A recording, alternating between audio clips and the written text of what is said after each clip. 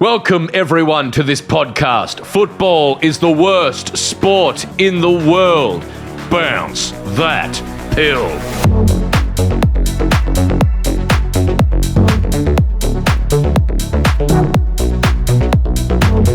Welcome to the first week of the byes for the middle of the year as winter kicks in. It gets cold. Welcome to the Footy with Broden Kelly, a podcast about AFL football that approaches it from a light-hearted, sort of humorous bent. Joined by Tom. G'day, mate. How you going? So good, thank you, mate. I'm happy to be here as well. Thanks for asking. Yeah, how are you? Good. And I'll tell you why I'm good, because we're brought to you by AAMI. When clangers happen, lucky you with AAMI. And now it's time, folks. Hit that music, Tom, because it's time for me to show you all the 7 matches round the grounds from this week of AFL football. Give me that beat. Ooh, that's fat. Fat beat. Doesn't actually play. Tom puts it in later, but it's fat. I can feel it. Essendon punished anyone who wanted to get a good night rest on last Thursday because they kept themselves in it right into the late 9 PMs. We're not sponsored by Bookings.com, but I booked my whole Japan career through their website last year. It was very easy and I had no problems. I mention this because Collingwood are looking very good and could win the flag. Thus, get out of this country. Hawks are the Wes Anderson of the AFL because everyone knows what they're going to do and everyone's unimpressed. The Dockers set sail from the Gold Coast with a big shipment of 4 points as the Suns lost a game everyone thought they'd win. Freo have won 3 in a row, putting them in perfect position to rise into finals contention or continue to mentally terrorise their fan base. Giants resemble the defence of the Mushrooms case on the Saturday because they were overwhelmingly unconvincing. Then, on Saturday night, the entire city of Sydney in unison said, "Oh nah, we actually never liked AFL." Sydney are having a little nap as the Crows say, "We bloody love footy." And then, on Sunday, I sat around for 10 hours waiting for the football to ruin my weekend! Most insipid team in the world! Kick straight, you pricks! You absolute pricks! What are you doing? And the Saints are back in the winning circle. Congratulations, Saints. Then, after all that, and I say this with 100% confidence, the Geelong Cats beat the West Coast Eagles. That's round the grounds, and it's time to bounce that sting. There's Saab, the man that lives in a garage. Now let's be very upfront, Tom, and we need to apologise. There were 7 games on this weekend, and we are going to be reporting on 6 because Perth, we're recording this as the Perth game goes live. And if we were to stay up late and record after the Perth game happens, we would be here until the 2 a.m s, the 3 a.m s because of the editing work that you and Paddy do. So we apologise to the Geelong and West Coast fans. We are just going to go with the belief that Geelong win this game. 100%. I think that's fair. Do we? That's what we're going to say. And if West Coast somehow knock down the door and win a huge game at home, then we look the fools. And we'll talk about it on Thursday. That's what Thursday episodes are for. But that's 18 episodes a week. Thank you. But that's just a full disclosure to our beautiful, beautiful audience. Now, what is your match of the round, Tom? You know what? I'd say straight at the top. 6 is perfect for me. I felt like this was a really good balance for me, just straight up the top. Do you think we should get rid of 6 teams? I do. I think we get rid of them. I think 6 games was really easy to watch all of them and be across and enjoy them. No clashes. It was fantastic. That's a good point. I went to the movies last night. Yeah. I saw Sinners. I thought it was all right. Yeah. I wasn't overwhelmed. I thought, I don't know. I wasn't blown away. But it was all right. But who are the 6 teams who you would remove from the AFL? Well, let's do relegation. I think let's just make it simple. Okay. So sitting here... Then the first 6 draft picks have to go play VFL for a year before. would be brutal. Can you imagine? So at the moment, you want to do full relegation. So that would mean the 6 teams that are relegated are West Coast, North... I'm happy so far. Richmond... Well, I might have some issues there. Port... Well, yeah, that's fine. Swans... and the economy... You think Trump's ruining the economy? Carlton would be relegated, Tom. Yeah, I think great idea, Tom. I think we. So that means next year The Thursday night game opener would either be a VFL game opener. Richmond versus Carlton VFL game. Does that? Oh yeah, we're not bringing Frankston in. No. We're just because we need to get rid of 6 teams. And funnily enough, we were to go by that ladder. Melbourne are on the bottom of the ladder. Yes, So where they rightfully belong. Yeah, bloody. Very good. No, I agree. After today, Jesus. So what is your match of the round? I thought Brisbane versus Essendon, mostly because of where expectations were. Okay. You said to me personally, not to any of our listeners. No, you said in the opening round the grounds that, a lot of people, myself included, were hoping for an early night. I was hoping this would be over. Yes. And after the first quarter, I was like, okay, this is done. 36 points, I think it was. Great. I said the game will stay interesting for 10 minutes. Yeah, and then... Couldn't have been more wrong. Yeah, the Bombers, they're really fun. They're really good. I keep getting surprised by them. I really thought they'd be really bad this year. They should walk away from that game stoked. Like, Brisbane is so awesome. Hugh McCluggage should win a Brownlow. Like, their midfield is 6 deep, 6 excellent players deep. If Neil doesn't pop off, McCluggage does. Dunkley does an amazing job. The 2 Ashcroft brothers, it's incredible. So for Essendon to actually play really well against them, it's phenomenal. And the middle of the game, Essendon were away from them. And then all of a sudden they had this big run. Yeah. And Caddy Oh, kicked the ball over his head. which it's just goal of the year for sure, right? Well, do you want to talk about that now? Sure, Let's talk about that now. whatever. There's 2 goal of the year contenders this weekend, Yes. in my opinion. I agree. There's the Caddy goal, which is who was the sausager? Someone sausaged it or socked it into position for him No, I didn't notice actually. from the wing. Someone sausaged it in him Right, I didn't pay attention. I He just got saw it the replay over and over and then again. kicked it over his head. Incredible. Wasn't it from a tap? Wasn't it from a ruck tap? No, there was a sausaging. Oh, right. And I think it was not. Who's the one who looks like Merritt? Small and looks like Merritt. Small Yeah, person. yeah. Wow, they also look the same. I don't know. Anyway, he kicked it over his head. I was blown away. And at that point, I'm like, well, they're going to win this. Yeah. They're going to come home with a wet sail. But Bombers used that experience. The Lions used that experience to stay in there. The other one, I would say, is Flanders. Yeah. Ash Flanders from Gold Coast. Yeah. Now, I thought that was better. Really? It was more of a miracle Hail Mary. But he Yeah. literally, in very wet weather, at an impossible angle, to also get Gold Coast really close, pretty much replicas like miracle goals. Yeah. He socketed it off his left foot, I think, into this impossible angle. I think that's a better goal. Sam Flanders. Who's Ash Flanders? I don't know who Ash is. I wasn't Ash going to correct you. I was Flanders. just going to let it go. Ash Flanders. Can I say really? It's a Melbourne theatre maker. Disregard Ash Flanders. I'm sorry, Sam Flanders. Yes. Just really quickly, I think you've summed them up really well. I thought there was potentially a third. Which was? Well, it's Was more it- of a team goal. The soccer from Rochelle to Ben Keys Oh, okay. was an incredible setup for an incredible goal. But, Well, it's very possible that the best 3 goals of the year are in one round. yeah, I don't know if you can count that, though, because it was more the pass of the year. I think so. Yeah. I think a goal. It's not goal kicked of the year. It's goal of the year. Yeah, I agree. Because that one what was I mean? incredible, too. Absolutely. Because you could argue the most easy shot in front of goal, for under the right circumstances, could be goal of the year. Oh, absolutely. If there's a massive screamer after an amazing yeah, pass. and this beforehand. person has, gone back in time and killed Hitler and then come back and then Kicked the winning goal. landed and then kicked a goal to kick his team into the grand final. Be like, well, Yeah. that is The greatest that's a goal of all really good time. goal. Yeah, You know what I yeah. mean? Even though it's not that fancy. Absolutely. There's hope for us all, is all I mean to say. Tom, ask me what my match of the round was. Broden, Well, what let's talk about more about that game. Yeah, I would love to say one more thing. I Please. think just obviously Caddy goal of the year, great, but just Caddy as a player, I believe he was a supplementary pickup, right? Yes. An SPP or whatever it's called. So not a mid-season draft, but Mate, he is not a canned fruit. He's not a canned fruit, not an SPC, An SPP. which is a Shep cannery, I think. Is he no one's saying... I want to make that really clear to our audience. Caddy's No not a one shit is saying caddy is a canned peach No. or a canned sliced pineapple.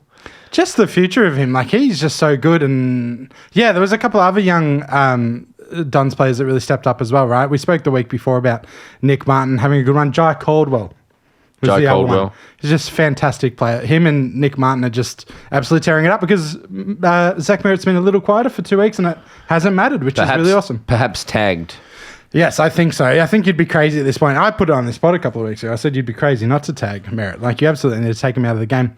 But let's not take away from the Lions, though. They've lost to Melbourne, drawn with North, almost lost to Dons. They're a bit off, but hey, they're are a number bit one off. on the ladder, aren't they? Yeah. They just keep going. Yeah, they don't They're look second that, on the ladder, They don't sorry. look. They don't look that great in their second. No, exactly. Which you'd be stoked. You'd be stoked.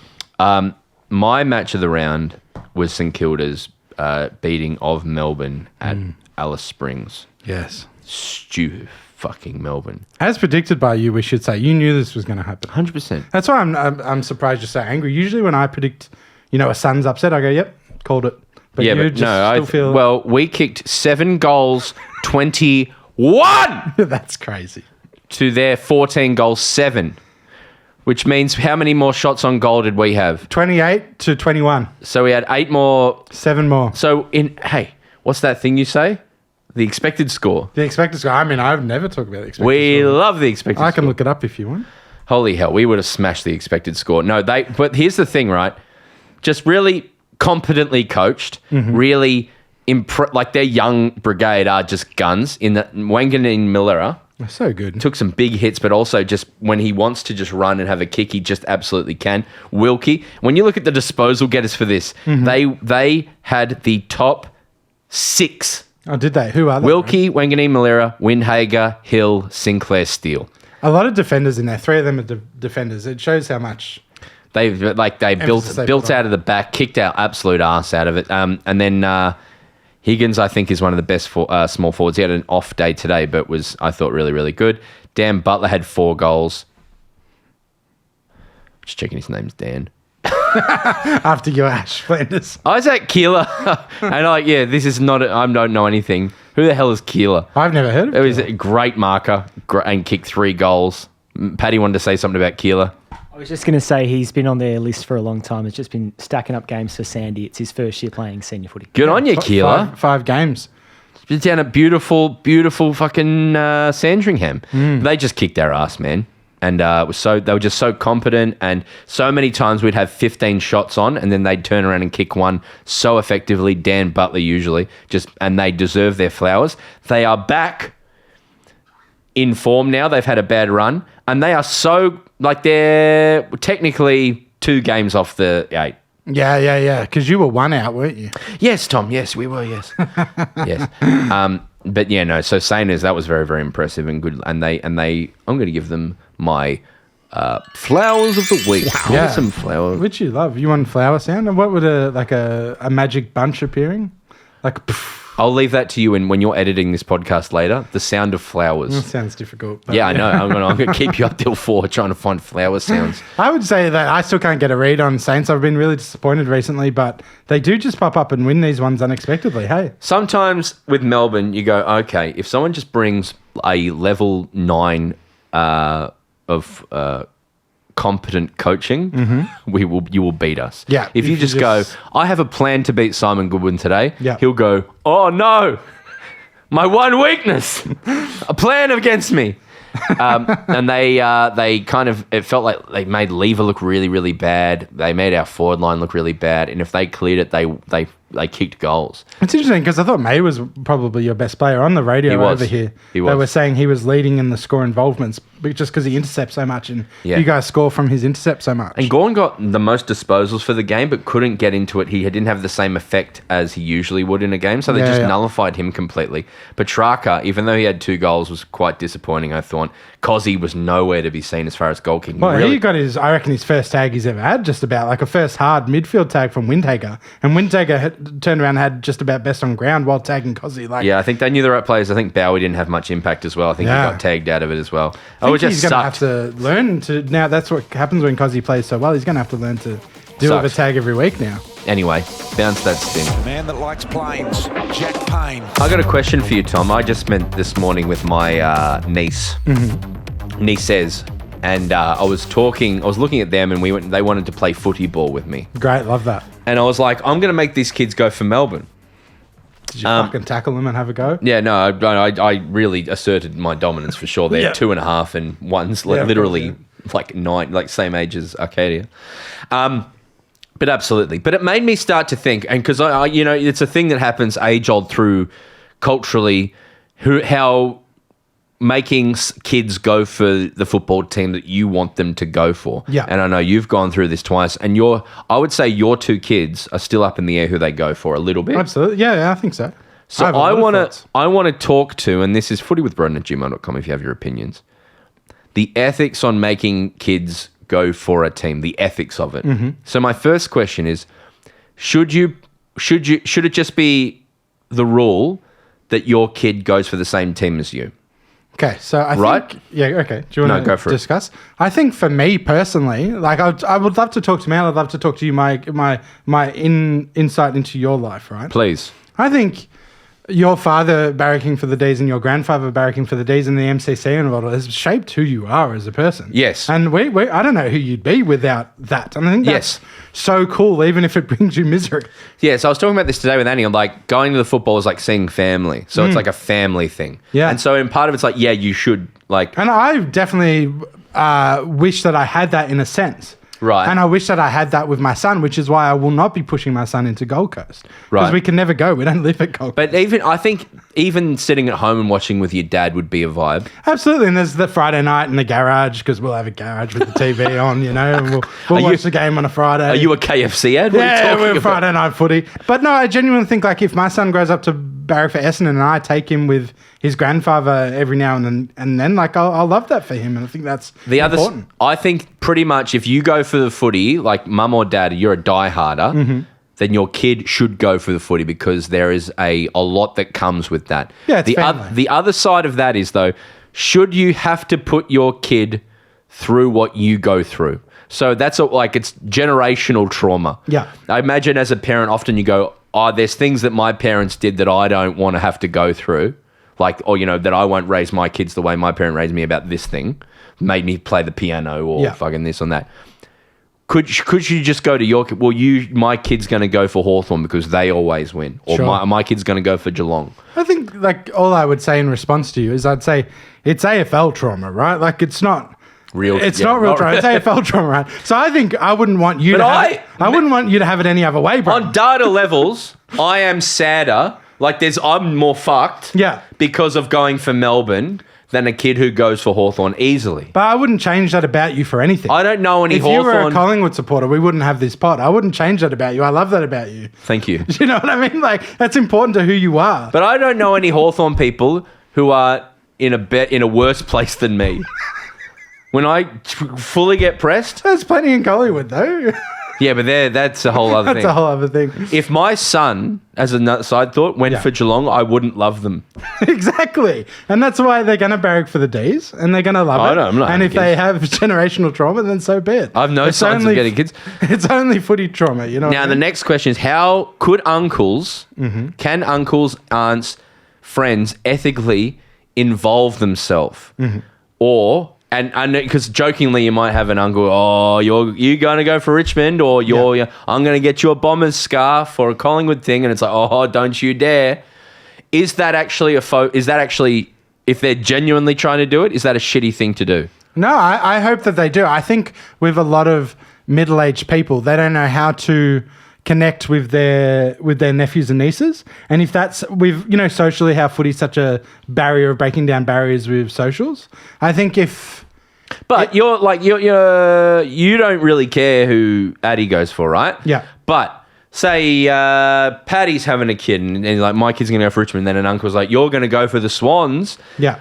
And actually makes them go for the Swans. Like I would be genuinely pissed. No, I don't think so. I think like I get where you're coming from for sure, but I think when I look at my son and how I want him to grow up, the more family he has around him and more of a family who want to make an investment in him and take him to things and be involved, the better. But is that not like you're taking away a relationship that I can have with my son or daughter as well? Potentially, but if you're already taking your son every week, like that's what I mean, like if I was just like, Atlas, you barrack for the Suns, bad luck, and then we never went because the Suns only play down here 4 times a year. Yeah. And then my uncle, my brother-in-law came in and said, Addy, come to the Bombers. You love the footy. Let's go every second week or more, sometimes every week. Let's remove Bombers from this entirely because you should never make a kid go for the Bombers. But go on. I was going to say this actually, when I was a kid, I was growing up in Richmond, were really bad. My dad and my brother particularly, massive Richmond nuffies. And when we were playing Auskick or even out and about in our little Richmond jumpers, you'd have family friends go,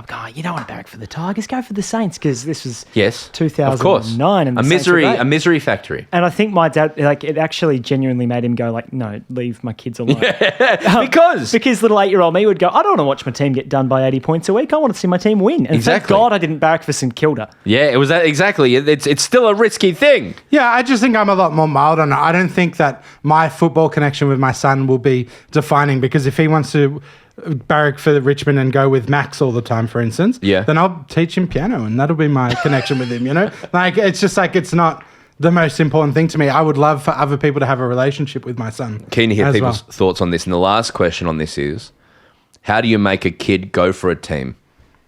Well, I think you don't. I don't think you force children into anything. That's the other thing. No, how do you convince them that they made the decision themselves? You just encourage them. You take them for experiences. My earliest memory is you go for Melbourne. Yeah, so I don't think that's right. Absolutely it is. It's like you are Kelly.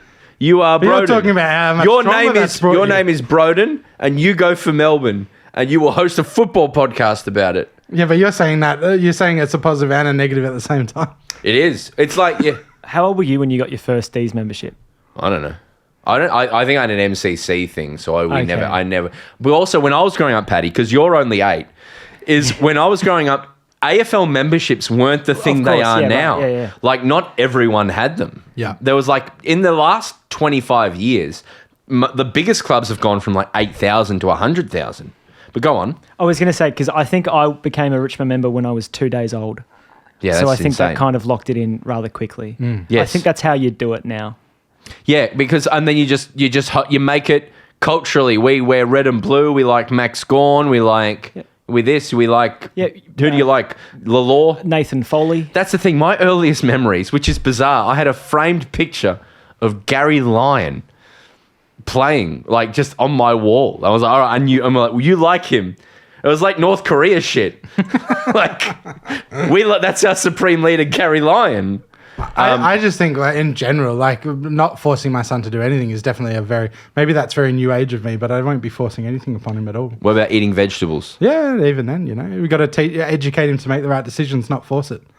But what if he's like, I've heard you. I've heard broccoli's good. I'm having the chips. Yeah, then I think you continue with your education and you make sure that you're setting them up to make the right choices, I think. We're moving into a dad pod here. I like this. Well, I tell people about the first time I went to the football. I bring a lot of dad expertise to the pod. Dad shop at Johnny Big. You could make it a segment where it's father, and we can get some funding. Yeah, fathers giving fatherly advice. Yeah, I'd love to. I think I find it... I have way more insight, I think, than I let on in the pod, and I think about it way more than perhaps we ever delve into. Well, there you go. And do you ever delve into this sting? The Saints at the Adelaide Oval. Saturday night, so Jude Bolton. So Sydney Swans had their 20-year anniversary of their 2005 premiership. And this was a drought-breaking premiership. This is Leo Barrios star, superstar team. Nick kicked 4 goals or something. Nick Davis. That was in the... Oh, that was a different one. That was fine. That was that run. Okay. They won a game against... I can't remember. And then they had a game against Geelong at the SCG, and they were down by a lot. And then the last quarter... Nick Davis kicked 4 goals in a quarter. Do you know how I know this story? How I remember this story? We were at a party in year 10 and we got real drunk. Did we? And then my parents picked me up and they said, Swans won, Nick Davis kicked 4 in the last quarter. Anyway, that's how I remember Whose party were we at? It was Jess Taylor's. And, right, I remember. And yeah, exactly. That might be the... Yeah, that was the night. Yeah. We got to move. Tom was awoken that night. That's all I meant to say. We can cut this bit if you want. Tom was awoken that night. Yeah. Anyway, but Nick Davis kicked 4 goals, and then the next week they think they beat St Kilda, and then or some St Kilda around there, and then they won the flag. Who'd they? I can't remember the order. Paddy's on it. Anyway, they had the reunion for that. Yeah. Jude Bolton came into the rooms on Saturday night before the game. Yeah. and gave them a rev up. And then in the first quarter, they were down by 65 points. And then Ty Kennelly on ABC Radio said, I don't think it worked. I don't think it worked either. Yeah. My God. So that wasn't good. And then they absolutely have fallen apart. Yeah. Nothing is working for them. Adelaide's so good, Sydney's so bad. Do you think the only saving grace of Sydney, right, is they've done this a few times recently, where they've just had a fucking shocker year after making a grand final and then rebounded pretty well. That's their only saving grace. Otherwise, I'd be saying... A new coach and all that shit. Yeah, otherwise I'd be saying, use a fucked. Like, it's one of those things as well where you start going, Gordon's injured. Yeah. Well, it started as like, well, Gordon's injured and this and that. It's like, Gordon's injured. Wayne Malera from the Adelaide Crows said, he said on ABC Radio, you could sort of feel it as a group. They were sort of a bit of a rabble, just hearing them on the ground. Love this. And then they apologised for that today. Which I think is awful. Caden Cleary, after he kicked a goal, was revving everyone up. Oh, no, someone kicked a goal. And Caden Cleary punched Broden Campbell in the stomach. And Broden Campbell keeled over. Like, he was trying to rev Broden Campbell up, and he punched him in the stomach. Didn't know his own strength, perhaps. Just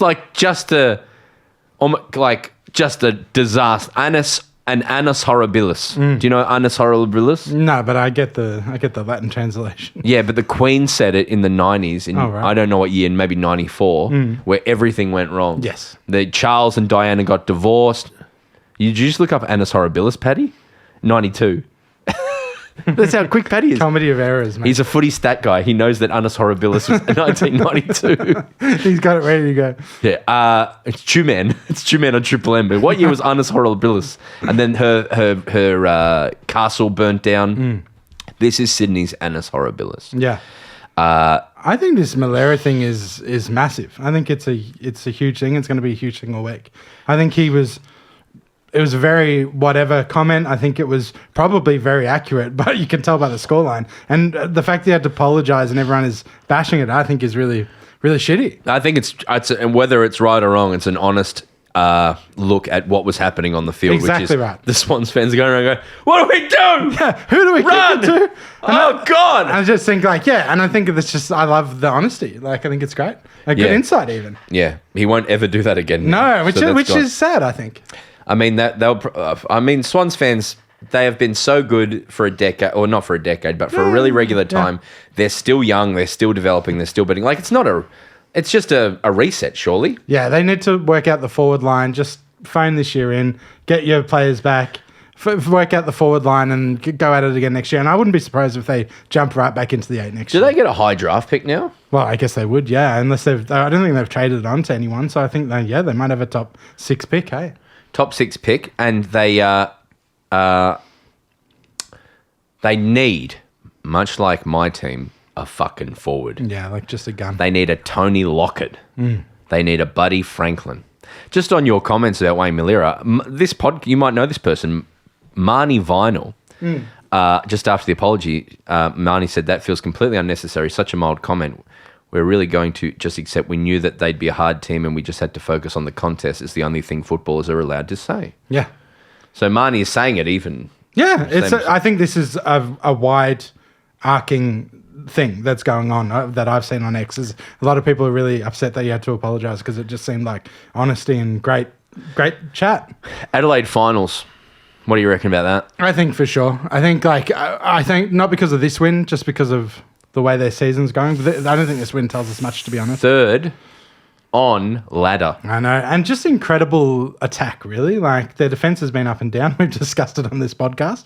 But that forward line and the way they attack, and they're really special. Here's a question without notice. I'm going to get Paddy to figure this out. Who have they played? Who have they beaten who are good? That's a little exercise for you, Paddy, because I'm still not convinced. No, I think this Swans team are really, really, really like broken. Yeah. And the other thing I'll say, Rochelle should be fined. Oh yeah, I've got that on my Malakas too. Yeah, let's do it now. He acted, and that's a bit of cheating. Yeah, because he got a goal out of that. Yeah, and I don't like that. So he got sort of pushed-ish, punched-ish, you could argue, and flopped. What number on your favourite players list is Rochelle? He'd be like top 5 almost for you, wouldn't he? You love Rankin. I like what he adds to the mass of the total, if that makes sense. Those words don't make sense at all. But I like him amongst Phil Thorpe, Rankin, and everything. As a standalone player, if he was coming to the Suns, I'd have no interest. But I like his arrogance and his attack on the footy and everything he does. So I like him. I think he's great, but that stuff's not on. No, that's not good. But then he did have 3 goals. Yeah, that's what I meant. Like their forward line is.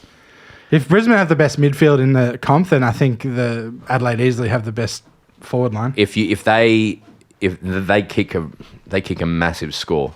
Massive score. What's their percentage? They must be very. They're high. 139, so they actually have the highest percentage in the league, is my understanding. Makes sense. They can pile it on like that. Like if you're going to play a defensive, if you're going to play like small defender, right? Yeah. Who do you lock down? Keys, Rankin, or Shelley? Like, do you know what I mean? And then you have 3 tools that you have to compete against. It's incredible. They should, if they can stick it together and get great supply, then that team will be around forever. Paddy, who are they beaten? So, of the current teams that are in the top 8, and we're recording this before the Geelong West Coast game, they have beaten the Giants, who are currently in 7th, and that's it. Yeah, there you go. But no one, but I agree that shows a lot. But also, like, who's good? I mean, Brisbane lost to Collingwood. Melbourne and North. So if you haven't beaten Collingwood, who's good? If you've beaten Suns, whatever. If you've beaten Geelong, that counts for something, I guess. Hawthorn. It's just mid-year. Everyone's a little flaky. I just think I need to see them take a big scalp. I agree with that. And the next 2 games are against Brisbane and Hawthorn. Well, there you then they get the Tigers. So tough food. Well, then, but no, the Brisbane game is actually going to be. Where is that? That game is at the Adelaide Oval. Worth going to. I would go to that. Friday night footy. You know what upsets me more than anything is Alex Neil-Bullen, highest disposal getter and a goal, 25 and 1. Wow. They don't get a lot of it as a team. Like they share it around. They don't need to when they've got run and carry and like that. It's incredible. You know what's really cool about them as well is Dawson. They've got mid-20s and goals a lot. So Jordan Dawson, 21 and a goal. Cumming, 21 and 2 goals. Neil Bullen, 25 and a goal. It's just they spread it wide and they are and then Rankin 18 and a goal. You're right. Keys. It wasn't a high disposal game. That's incredible. See, I got shit I can say about footy. I'm pretty smart. You are smart. No one said that you weren't. Now give them and the sound thing. Flowers of the round. Wow. All right, great. And sting me. Collingwood have closed like the Grim Reaper. Here's the thing about Collingwood, right? Who's their best player? Well, I know what you're going to say because I know you, Broden, Steele side bottom at the moment. But Nick Dacos, I'd say, if it wasn't for how good Steele's been. Not this year. Not this year. Side bottom is easily their best player. Yeah. He's so important to them. He's so important. And do you know who's their second best player? I think Nick. Jamie Elliott. Wow, yes, actually, no, I take it back. Jamie he's Coleman. I think he's having his best Collingwood year. Yeah, and Coleman at the moment as well, which is incredible for a small forward, really. He's unbelievable. Yeah. It's horrifying how these very old players are just being so good. There's something to it. I'm hoping the drop off at some point will be real and will be incredible. But I mean, there's something to it. Like I judge them heavily for staying old, but it's just working out superbly. Yeah, and it's like they're going to drop off at the end of the year. No, I don't see side bottoms show no sign of falling off. And I know Dacos had 32 and 1 in this game, but I just think that the 27 that side bottom had a much more. No, I agree with you. I think Dacos still might be a triple Brownlow medalist by the time it's done. Yeah, but right now, yeah, I agree with you. And Myercheck had 4 goals. That's oh my God. Yeah, Elliott had 5. Yeah, he had 7 a couple of weeks ago. They just fucking piled it on. Hawks were so disappointing, eh? Hawks have been figured out. Yes, they are Wes Anderson. least. When you go and see a Wes Anderson, you know exactly what's going to happen and you're underwhelmed. And that is Hawthorn. Everyone went, okay, Hawthorn did this last year. Just protect for this. And they're still very young. The last year got everyone a little bit excited. And they're just not there yet. Yeah, they're missing that A-grade midfielder. Obviously, you could argue Will Day when he plays is that guy. Oh, yeah, what a difference one guy makes, huh? Yeah, but when you start looking at their midfield, and let me pull it up. When you start looking at their midfield without Day, right, it's guys like Let me just pull the disposal up. It's guys like Ginnivan had 31, Ward. Ginnivan was Nash. incredible in this game, by the way. It looked for a period like he was going to win it by himself. Yeah, but Newcomb 18 disposals. Like their midfield is just super lacking without that A grader or that Will Day. Tell you what, though.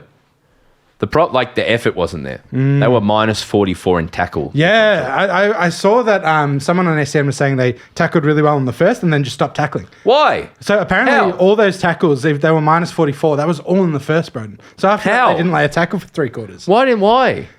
I think How does that happen? It's effort and intent. It must be. And do they have the bye next week? I think they might because they can just have a little reset now. But I think, it's just effort and intent was lacking, and it's really disappointing. If you're a Hawks fan, you'd be really shitty. They have Western Bulldogs next Thursday, so that is another massive test. And then they have Adelaide, so that is 2 massive tests before they get to the bye. So that could, jeez. So they could drop out of the 8 very easily. They could lose those 2 very easily and drop out of the 8. I think they will. They need a break desperately. I think they will, Tommy Big. Yeah, I think you might be right.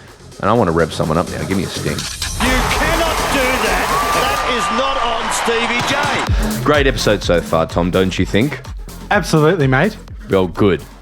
Now it's time for the second installment of the Rev Up with Broden, brought to you by AAMI Insurance. So if you didn't listen last week, AAMI have officially, the insurance company? Absolutely. They've officially made me the head of something. I don't know what power they have to do this, but they've made me the head of footy engagement.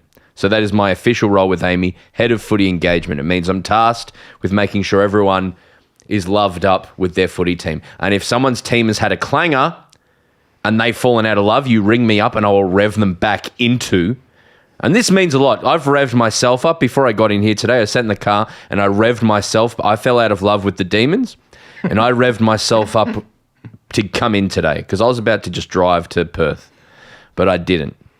And a lot of people emailed in with people, they nominated their friends. So if you would like to nominate your mates for next week, please, thefootywithbroden@gmail.com, as Will did this week. He said, my dear friend Angus's club have had a gigantic footy clanger. They are called the Essendon Football Club. And we knew it was going to start with this team, didn't we? Of course. We knew this because culturally their whole fan base has fallen out of love with them. They haven't won a final since 2004.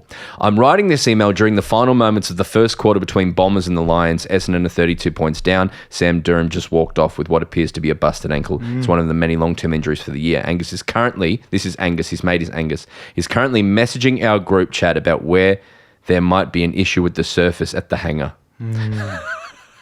When Essendon last won a final, Angus was 14 years old and he still had so much hope in his eyes and dreams about what his club could be. I have such a vivid memory of the final months of 2010. At that moment, his favourite player of all time, James Hearn, was appointed coach. That same year, Dyson Heppel, a young man who was a year younger than us in high school and was always a lovely lad, was drafted by his boyhood club. On what hope Angus had for the next few years, alas, it was never to be. And we all know why. It all fell apart. I believe his only joy from football in the following 2 decades is that he believes Dustin Fletcher winked at him once after kicking a massive torp. Sadly, he no longer holds the Fletcher name in the same regard due to Fletcher's son deciding to chase a dream to play American football rather than commit to Essendon. As the head of footy engagement, I urge him to cheer you up. So he's given me his phone number. He lives in Perth. Let's see if he answers. We've got the phone hooked up. We're like a proper radio station. I by the way, I haven't prepared anything. Oh, no. What's his name? Angus. Hello, Angus speaking. Angus, is that you, mate? It is, yeah, Angus. Angus, this is me, Broden Kelly. Oh, bullshit. How you going? Nah, I'm good, mate. Listen, I'm calling you to rev you up about your beloved Bombers. I've heard you've had a gutful of them. Is that right? That is right. Although, to be fair, I was pretty happy with this week's effort. Well, that's all right. Great. Well, another job well done. I'm just calling you up to say, get in there, mate. Back 'em in. Just because Dustin Fletcher winked at you 20 years ago and nothing's happened since then doesn't mean you have to get off the bandwagon. You got to fire up. Oh, yeah, I agree. Yeah, good. And I hear your girlfriend goes for Carlton too, and she's got to rev up as She's well. with me now. Yeah, I know. What's her name? Her name's Bridget. Hey, Bridget. She says g'day. Oh yeah, great. Well, no, look, just want to give you a call. Say, have a, back them in. Do you feel okay about them? Do you reckon you're going to keep cheering them on? Yeah, of course, mate. I was born a Cats supporter, but I traded that in at 5. Good on you, mate. So, what? I'll stick with him. Oh, good. All right. What's for tea? For tea, hopefully some fish. We're fishing now, but You're fishing? not having much luck. Yeah. Yeah. You're in WA? In Bunbury, yeah. Oh, yeah. Beautiful part of the world. Yeah, you coming over for the game? No, I'd rather not. I'd really rather not. Yeah, I can't say I blame you. It's sold out anyway. Well, mate, yeah, fair enough. Well, Will, all the best, mate. Go the Bombers. Go the Bombers. That's it. Thanks for answering, mate. No, all good. Yeah, all good. Cheers, mate. Enjoy. Love you. Bye. Bye. Love you. There it is. Another satisfied customer.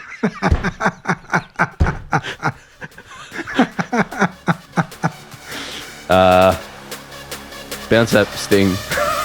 Anytime, any place, 11 venues, free smoke wherever you want it. Beautiful work. Thank you, Will, for dobbing in your mate. NBA playoffs officially start this weekend. Not playoffs, the finals start this week, Tom. And if you don't want to listen to NBA stuff, then you're just going to cop it for the next 30 seconds. The best thing is happening in the NBA at the moment because 2 small market teams are going up against each other, which is the NBA's worst nightmare. There's no Lakers, there's no Knicks, there's no Miami Heat. No team that anyone goes for is in the finals. OKC have a big following because of the Kevin Durant, Russell Westbrook years. Yep. But they're a small city and they're playing the Indiana Pacers, who no one goes for at all.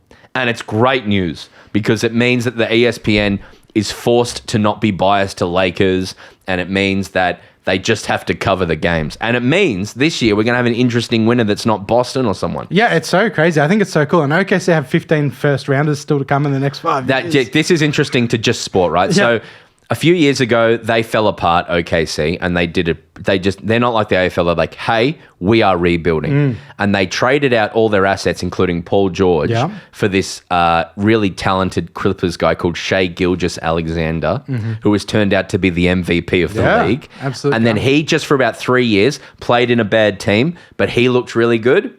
And now all of a sudden, they just drafted really well. They've got great young players around them, and they're already most likely going to win the championship. And they still have like $1 billion first-round picks. Legitimately, because they traded Josh Giddey just last year for more picks and stuff. They just have so much assets. And I think Pacers are the other team that traded Paul George as well, aren't they? Yes. So it's funny that the 2 teams that famously traded Paul George, so they're up against each other. What do you do if you're a sporting team, right? They're like potentially like the Brisbane Lions this year. Yeah.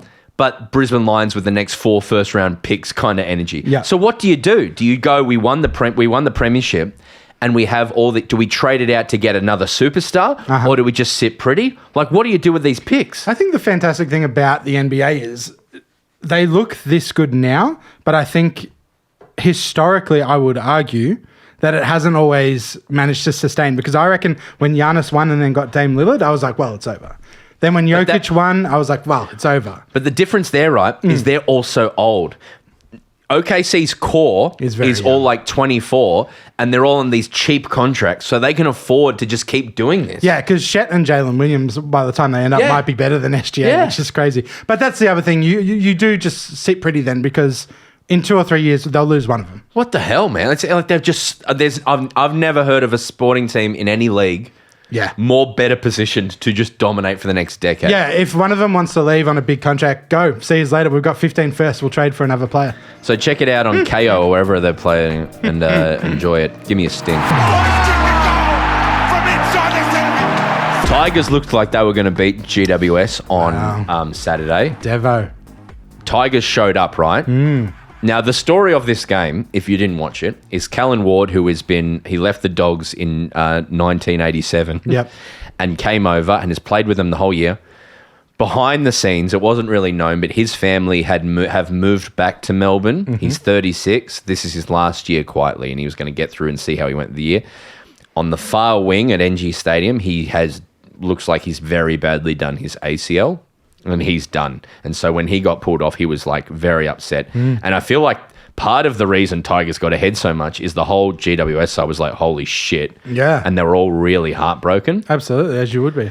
And so they just kept pumping it on. The other thing I'll say is GWS in this game got the equal lowest free kicks ever. 4 in total, I think? 4. That's insane, mate. The lowest ever free kicks for a team ever. That's crazy. I've never heard of Home anything or like that. away or anything like that. 4. So then at 3/4 time, Tigers just didn't kick straight, firstly. They had their chance to win this. Still young and inexperienced. Callan Ward went into the 3/4 time huddle and the coaches all left and he said some stuff and then they won the game for him. Yeah. So that's just cool shit. In spectacular fashion. Yeah. They just ran home.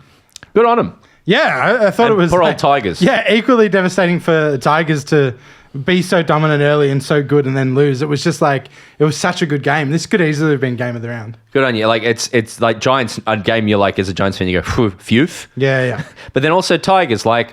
Let's never forget where at the start of the year they were supposed to be. Yeah. Which is no wins. Exactly. No wins whatsoever. And every week, Adam Uze and his band of merry 8-year-olds show up and make a full-on effort. 100%. And Taranto and Hopper particularly, they seem Yes. to love playing their old team. Taranto and Hopper were the best two in this game. Easily. Did you see GWS's post? Yes, I loved it. So GWS did. We won, and the player celebrating, and it was Tim Taranto. Taranto in his old GWS skin. And people are so angry about it, and I love it so much. Shout out, Fantastic. Shout try. out, Gaynor.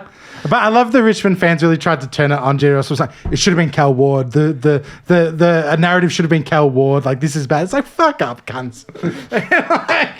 What do you mean? Richmond- The narrative should have So been. under like the post on Instagram and X, They were trying all to the make Richmond fans were morally like, higher ground. Yeah, what is this? Like, normally you're funny, but this is overstepped. It should have been about Callum Ward. All from Richmond people. Yeah, of course. I love that. No, that's good. I think you need to really... I've not seen enough appreciation from Richmond fans about Adam Uze. How do you like... What do you think of this? If I was writing an article for a newspaper, this could be a good position. Yeah. I feel like the whole... What I hear from Richmond fans is, look how good our picks are. Yes. Obviously, we're going to turn... That's why we've turned it around. Sure. I don't think people understand how hard it is to turn around a really, really inexperienced team the way Uze has. Sure, yeah. You shouldn't have won any... He needs to get his... And there's that sound again. Flowers. Wow. Don't you think? Yeah, no, I agree with you. I think I struggle to really understand what it is about the game plan that's so good. But I think, yes, like he's at the end of the day, the buck stucks with Uze. The buck stucks with Uze. So yeah, What the fuck was that? I was just doing a little bit. The buck stucks? The buck stops with Uze. So yeah, he should cop the most criticism and cop the most flowers. There's that sound. Wow. As well. Well, I wonder what it's going to be. Okay, great. But like, don't you think, Paddy? I think so. I think early in the year, it seemed I saw that they were playing a really defensive style to protect them from blowouts. Yeah. Which I think has happened to, like, North is going through it when Yeah. Gold Coast went through it. Yes. Is that teams would just march in by like 20 goals, 25 goals. But Richmond's had this real approach of going, how do we defend ourselves? And then they've got, you mentioned this a couple of weeks ago, bro, comparing North and Richmond. They've got premiership defenders in their back six. So you have Vloston and Broad. Coaches on the field. Bolter sometimes. Short sometimes when he's not been hurt. And their assistants are really experienced too. So they're really well set up to protect themselves while they're rebuilding. Yeah.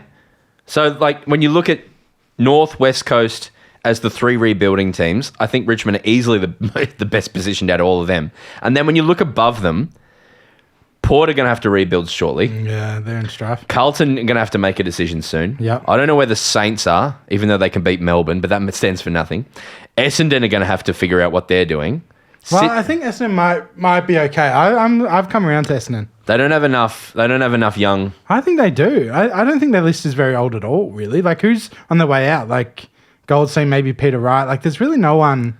Like, Mackay's still at a good age. Ridley's at a good age. Merritt's at a good age. I think they'll be okay. Dustin Fletcher? Yeah, I've come around on Essendon. I think they'll be okay. But that's up for debate. Collingwood. There's a few that in a few years, unless they've got... Like, Tassie's coming is all I mean to say. Yeah, that's what we're talking And there's about. there's some teams that could be ripe in the position to be in big trouble. Yes. Port is the one for me that I think out of your list that sticks out. They have younger guns, but like not 18-year-old guns. Yep. Give me that sting. Look at the dogs on the mark. Look at them. I want to talk very briefly about Andrew Dillon went out on the media press tour because they've reduced Laura Kane's role or added a new role in there. Mm-hmm. We won't go into that detail. I don't have enough detail on it, but that's been talked about. You can listen to that and other things. But ABC, Bob Murphy and Charnel Vella cornered him on Saturday night free to air. And his kind of in non-specific wording was, well, you got Thursday night, so you lose Saturday night. Was essentially the vibe he said. He's like, yeah, it's people like Saturday night, but now the Thursday night's going so well, and we love that people can watch Thursday night. And it was kind of like, that deal was never put out to the fan base at all, was it? No, I don't think so. He kind of said it's like, well, you got Thursdays, so you lose Saturdays. Is this him saying it about 7 to 7 or saying it to the general public? He's saying to the ABC, which is probably the best conduit for the general public's feedback. Sure. Said we get mammoth feedback that people are upset that we don't get to watch Saturday night football. Yeah. And it's probably more general public AFL fans watching ABC. It's not the SEN nuffs who are subscribed to KO and Sure. It's the people who like watching football, but it's not their whole lives, and they might not have KO. And they're like, now I'm watching Jurassic Park 3 on Channel 7. Yeah. They get that kind of feedback more than anyone. And they said, we hear that people are really upset that you've done this. And he's like, well, there's Thursday night now. Yeah, you got Thursdays to suck it up sort of thing. I don't think any football fan would have gone, give me Thursday night instead of Saturday night if that was the deal that they put forward. No, I like Thursday nights, and I think a lot of people like extending the Thursday weekends, but I still think there's a huge part of the population that don't love Thursdays. It's Saturday night is an institution for football. Yeah. It's Saturday night. Families build their weekends around Saturday night football. Yeah. And it's probably not talked enough about because there's so many dramatic conflicts of interest between KO, Fox Footy, owners' rights. But it is really, really, really wrong that the AFL doesn't have free to air on Saturdays, but particularly Saturday night. Yep. They've taken something from the general public of Australia for a financial reason, and Andrew Dillon and Gillan McLachlan should be ashamed of themselves for doing it. I think it's so... They've stolen something from it, and they've done it and said, well, you got Thursday nights, which is just a complete crock of shit. I think it's horrible. The more the season goes on, the more I'm really, really offended and pissed off by it. Yeah, I think that's great. I'm one of those idiots that is just on KO 100% of the time anyway, so I don't even notice. But yeah, I totally get it. Think of the people who can't afford it or can't go to the pubs, which, by the way, pubs are getting charged more to use KO and Fox Footy than they used to. Oh, it's huge amounts. And they're putting fucking ads on it now. Yeah. It's really, really wrong, and we're stuck with it. And if the next deal's done and Saturday night is still not free to air, then I will actively make a problem of it. But it feels like this was snuck up on the AFL public. Yeah, 100%. And I think it's the way so many global sports are going, and that doesn't mean we should just accept it. Yep. But it's definitely a thing. Another game we've got to talk about is your beloved Suns pissed me off on Saturday, not on free to air. Man, that was it was one of those. There was two games I said, Suns are going to lose this, and I said Saints are going to beat us. You were bang on about this. They're two, I think Freo are all of a sudden going, we can win away from home. We actually are. They've won 3 in a row. Yeah. They were hard as fuck. Like, they tackled, they were brutal. And they gave you no opportunities. And they kicked ahead at the right time and then wouldn't let you get back in front. Yeah. I think, like, my little analysis of this is I'm not too stressed. I think we were due a loss. But I think the wet weather was the difference, honestly. Like, there was so much footage. I think I was watching, can't remember what I was watching, maybe Kate McCarthy showing how well we positioned ourselves and how we had our run and we were actually on top, strategically. Yeah. But because of wet weather, because of this and that, we couldn't do it. We couldn't get it done. That's shit. Lombard he's going to be great. Like, Lombard could be the best player in the AFL in a few years, I predict. Well, yeah, absolutely. I think so. I'd love to see him in the midfield. But I haven't talked about him in this spot for 2 years. Lombard, I pictured him more, because I hadn't really seen him play. I pictured him more as like a small forward guy, but he looks like a midfielder. Yeah, I think he sprouted a little bit. I think I always had small forward because he won a VFL premiership when he was 16, so I always thought maybe he was just small because he was 16. And he's actually pretty fucking big. And he's gone for the Suns since he was like 12. He's locked in. He's a proper academy guy. I think the only other thing I'll say about the Suns quickly, and obviously Docker's flowers. I'm going to go. Don't worry. I'm going to give them their flowers. Okay, great. Then let me just say about the Suns quickly. I think Dimmer's playing around a little bit. and it's the right time to do it. Like, he's playing Ned Moyle and Witts at the moment. He brought Lombard in. He's just playing with the team a little bit, and I don't feel as settled as I did perhaps 3 or 4 weeks ago, but that's fine. I think it's the right time to do it. Patrick Voss has the most swagger out of any football player I've ever fucking seen. He loves it. I've got a big chest, obviously, but like he does puff it out. It's I quite saw funny. him at one point in this game get the ball and just run at 3 Suns players with the ball. Yeah. And he's like, I'm going to... And it was like he had no chance of breaking through them, but he just did it. He kicked He three didn't in break the through end. them. He got tackled, but it was... Yeah, he kicked 3 goals. and they were all very good Off goals. 7 disposals or something, wasn't it? Yeah. And then Shai Bolton, 20 and 3. So is he being played in the right position now, do you reckon? At least a little bit. What does Paddy think? He played a lot of forward, so maybe I should shut up a little bit. I just wanted to note, because he had that run-down tackle which set up the Amos goal, which sealed it. I think, and with great respect to Shai Bolton, the amount of times that he ran down a player and tackled them in his time at Richmond were probably 2 to 3, I think, over his few years. So why is that? He's so chasing if he's doing that now, then we're all stuffed. I thought the whole there's so many, when Freo are on, all of these kind of middling, faceless guys, aka Swikowski, start, like, Swikowski was everywhere in this game. Start showing up. And then the other mystery to me, I was watching, and it works, is Darcy Rucking Luke Jackson playing as a midfielder. Yeah, I think that's so cool. On bounce, like on the bounce of the ball. Yeah, that's a coaching masterclass, because we were all arguing for 3 years now about where to play them together. Well, just play them both in the fucking middle then. But they weren't swapping the ruck. No, Luke that's Jackson, what I mean, Luke Jackson wasn't rucking at all. Yeah, just play him as a midfielder. I don't know if that going forward, if that's going to work every time. The only thing, wet weather footy again, neither team really kicked a massive score, but hey, they scored enough to beat the Suns. So as long as they can score enough, who cares? And then as a super sub, I reckon for the rest of the year, Fife is a super sub. That's fun, isn't it? Yeah. He won't be. They'll put him in the team properly, but he's fucking valuable Yeah, there. it's very much what Suns do with David Swallow. Obviously, Fife's a double Brownlow medalist. Yeah, he's slightly better than Swallow, I reckon. Yeah, but it's the same sort of thing. Bring on a really experienced ex-captain in the fourth. It's really valuable. No, they're starting to... What's the next 4 games, question without notice, for Freo? Let's pull it up. So, next week, we have Freo on a bye. Interesting. A little holiday. Yeah, that's why they tackled so well, because they have a week off now. Then they come back and get North, which is in Perth. So that should be a good win, but Brutal. hard off a bye. Then they play on Thursday night. They have Essendon over in Optus as well. Oh, God. So 2 easy wins for them potentially. Finals bound. And then they have St Kilda in Optus. So they have a bye and then 3 Optus Stadium games against teams in the bottom 8. And they're 8th currently. Yeah. So they might drop out because of the bye, and then they're going to run hard. They're going to run hot, baby. They're going to finish in the top 8. But hey, actually, they only win at NG and Queensland NG. So they're 3 on the trot. They're going to win another 3. It could be 6 on the trot. Who do they lose to that next week? Then in the round 17, they lose to... they have Sydney and SCG, and then they'll win. And then 18, they have Hawthorn at Optus. I don't think they lose again. Well, we'll see. Hawthorn could come good, but Optus. Then they have Collingwood at MCG. So that we can... What round is that? That is round 19. So they might be winning until round 19. I've just realised your off-Broadway theory works to Freo so well that the fact that they're playing that game against North Melbourne at Optus Stadium and it's an away game. So technically it's North are having sold it. So they're aware of it, Tom. Yeah, they know, your influence. Wow, they're going to be in... Freo are in incredible position. Yeah, because then they've got the derby the week after as well, which they'll obviously win. So they've got a very lovely trot on the way home. Hell yeah, give me a sting. Here he is again, the horny one. Just want to add to the commentary list. I forget the ones we said last week, Paddy, but I had to score there. Hugh messaged in with, "That's your one wood."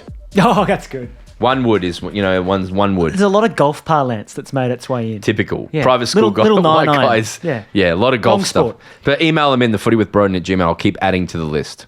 Headlines. I have some. I haven't had any, so I'm going to do this off the top of my dome. But the first one is the AFL is going to go so brutal on Melbourne this week. You reckon? Oh, yeah, we're going to cop it That's bad. interesting. I sort of thought it was now you're 5 from 7. It was you knew it was going to happen. I think it'll just be part of your season. I think they'll turn. Yeah, I think we're in the prime position for just getting smashed because we're not a top 8 team. That's a game we should have won. There's no chance that we're going to turn it around and make any journalists look stupid later in the year. Yeah. We're just perfect position to just get pumped. It's interesting. I think you've been overs till now, so I think you'll be all right. How dare you? My headline, I hope this makes sense, is, and I believe this, and I think the media will go with it, it's the Pies and then everyone else. The Pies and then everyone else. Yeah. As in, Pies are the only good team in the AFL. It's becoming... There were some people who jumped the gun last week. I think Tony Jones said something like that's them, then fresh air, and they're... That's pretty much what I'm saying, yeah. But it's last year, best team was Sydney. Yeah. Yeah, absolutely. I think they should be premiership favourites, and they're absolutely at the top of the ladder. But do you think the Collingwood chat will start to get big? I think, and deservedly so. I still wouldn't say right now that no one can beat them, but right now, like the next best is Brisbane, and they've lost horrifically, and Collingwood just aren't doing that except for round 0. Am I right that Collingwood are only 2 points ahead of Brisbane? Yeah, correct. Yeah, so that's cool. Yeah, it's very cool. But it's the quality of the losses of Brisbane. Yes. Losing to Melbourne, drawing with North. That is a worry. Yeah. But they were doing the same last year. Yeah. My second thing is Saints will not get talked about. That's you will not hear any chat about the Saints in the wider media. Love that. Maybe on Two Guys, maybe Charlie will go off. Yeah. And I hope he does. But apart from Two Guys, One Cup, not that much. I had, and I've already seen a bit of this, more games in Melbourne, fix the bye. People were upset about there being no Saturday, Sunday games in Melbourne and how the bye is ruining footy in Melbourne. Yeah, because I got to Thursday, I watched it, and then I went... And then the Friday game was in MCG, and I was like, I wanted to go to it because I wanted to go to the footy, and then I went, well, this could be the worst. I would never go to this game. Yeah. And then I went, hang on, there's no other games in Melbourne this weekend. That's it. Your one opportunity is gone. That sucks. Yeah. So, I agree with that. I think that should be a discussion point. Yep.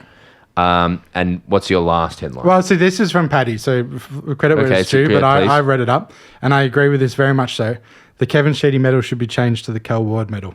So their best and fairest should now be changed, I think, to a Cal Ward medal, don't you think? Tom Boyd is coming on the podcast in a few weeks. Yep. Maybe this week. Yeah, this week, I think. I can't remember. Oh, God. Are we out of people? No. I think we're good. Oh, God. How many have we got banged? No. It's only Tom, I think.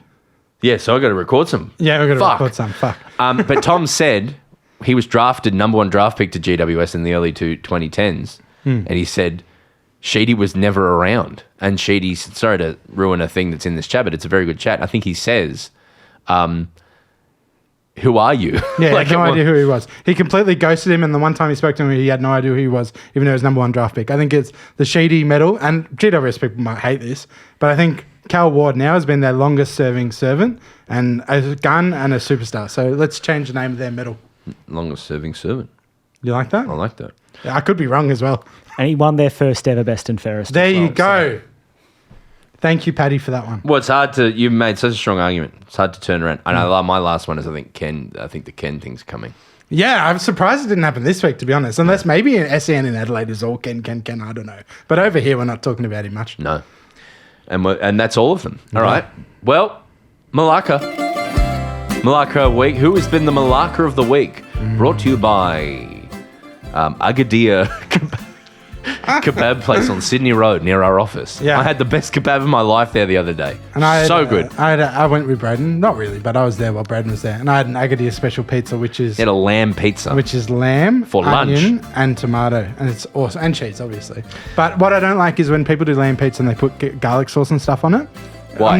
It's just like, I don't like cold and hot on my pizzas, you know what I mean? I'm just like hot. You're the opposite of Katy Perry. Yeah, you know what I mean? Hot. Anyway, Malakas. So I already discussed a lot of this earlier, but let's go again. So the Wayne Malera apology, I did not like that he had to apologise. Did not like Fair enough. That's a good Malaka. The Rochelle staging. Good Malaka. Buys over 5 weeks. People had this. This is not from me. This is a people thing. People don't like the buys over 5 weeks. I didn't hate it this year. You're only 6 is a good number, I feel like. You still got a lot of footy, so I don't mind it. What do you think? I didn't like it this weekend, but I might get used to it. Yeah. I still think just everyone having a bye might still be best, but... It's hard to say for me whether I didn't like the bye because Melbourne lost and Gold Coast lost. Or GWS almost lost. Yeah. The other thing, this has been coming for a while. I noticed it 3 weeks ago, and I didn't speak up because someone in my Discord says it's been happening for ages. But the YouTube style ads on KO. So KO is supposed to be no ads during play, and now they shrink the screen small and they have YouTube ads down the bottom, like banner ads down the bottom. What? Have you seen this? What? Yeah, so the footy's full screen, then it shrinks to be a smaller square, and then there's a huge ad that comes up underneath. Why? That's just how they're introducing ads during play, because their whole thing is that they don't do ads during play. So now they're doing like that YouTube banner style ad. I didn't see that. Well, it's been happening for a while now. It doesn't happen often, but at least once or twice a quarter. Jeez. It happens, and I just think it's like, well, I think it's just lying. No ads during play to play. That's interesting. So big Malaka for KO. And then the D's. Hey, a lot of D's listens to this pod, and a lot of D's upset. Yeah, I'm fucking upset. Yeah. Who do you give it to, mate? Melbourne. Yeah. Suva. Couple of obvious ones here. The Cal Ward. Yes. Massive Suva. Hopefully not the end of his career, but if it is, go well, Cal. Go well. Taranto on the social media post by GWS. So absolutely. That's good. That's Jacob. He's front runner for Suva. Yeah, upset a lot of people. And then, of course, I put the Flanders goal down. Yeah, I like that one. And the caddy goal as and well. I've got the caddy goal down. Let's make the Suva for this week goals. Yeah, goals. And this is the last thing I'd say, just quickly. Last Suva before we move on. I love the TIO ground. Yeah, I know the tree. You just the hills in the background, or the mountains, I guess. If Melbourne ever won there, You'd love it. I'd make a real effort to go. Oh, it's just gorgeous. I love it. Such a long. All I could think about watching that game was like getting on the same plane as all of them, and walking past the umpires and go, "Learn to fucking bounce the ball, mate," and then like going over and then like walking over to Gawn and going, "Set shots, mate. You're 2 for 20." If we have a quieter year next year than this, I would love to get some weird sponsorship and go to some random games. And travel around and get to all these stadiums. I love it so much. I think it's so cool. Yeah, hell yeah. I'm down for that. Yeah, great. Well, that's another great episode of football. We hope you had an enjoyable time watching it and listening to it. I hope your team won. Mine didn't. Tom's didn't. Did we talk about that game? No, did we not? Oh. We'll pick it up. Okay. Keep that in though. My team won. Your team lost. Doesn't matter. Just enjoy the footy. It'll be back next week. Bounce that.